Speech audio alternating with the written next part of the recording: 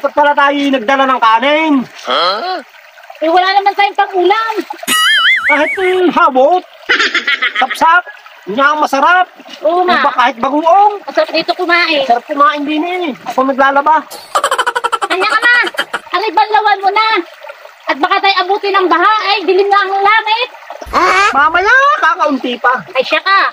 Pag tayo inabot dito ng baha. Ari pa. Balawin na.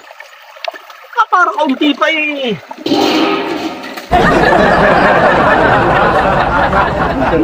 Saan nga pala nagpunta si Utoy? Nandiyan na kanina eh, naglalaro. Saan puntang batang yun? Ay, alon! Utoy! Anong ginagawa mo kaniyan? Tapos na!